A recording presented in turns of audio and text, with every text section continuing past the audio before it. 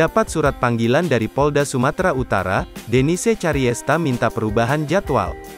Pasalnya Denise Cariesta baru menerima surat panggilan untuk hari ini, Selasa, tanggal 2 Agustus tahun 2022, pada Senin, tanggal 1 Agustus tahun 2022, kemarin.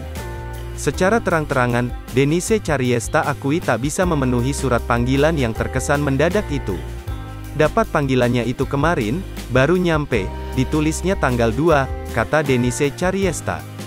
Gak bisa, Denise ada launching video klip, Denise kan bukan pengangguran, lanjutnya saat ditemui Grid ID di kawasan Senayan, Jakarta Pusat, Selasa, tanggal 2 Agustus tahun 2022. Tetap kooperatif, pengusaha karangan bunga ini meminta perubahan jadwal ke hari Senin pekan depan. Jadi ya udah minta waktu hari Senin saya ke Medan, ujar Denise. Selebgram ini mengaku sama sekali tidak kaget mendapat surat panggilan dari Polda Sumatera Utara. Enggak, kenapa mesti kaget, ucapnya lagi. Melansir Tribun Medan, Rasman Arif Nasution melaporkan Denise Cariesta ke Polda Sumatera Utara, Juni tahun 2022 lalu. Bukan hanya Denise, ia juga melaporkan Syamsul Caniago karena dianggap sudah menebar fitnah bahwa Rasman sudah memeras klien.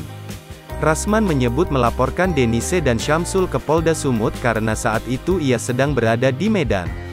Menurut Rasman lokasi manapun tempat saat membaca UU ITE dan sekiranya ada pelanggaran, boleh dilaporkan di lokasi itu pula. Denise pun mengaku bingung melihat gelagat Rasman yang melaporkannya di tempat yang jauh. Ngelaporinnya kurang jauh, tiket pulang perginya ditanggung gak ya? Tanya Denise. Harusnya sih kalau abang kaya, ditanggung dong tiketnya, sambungnya.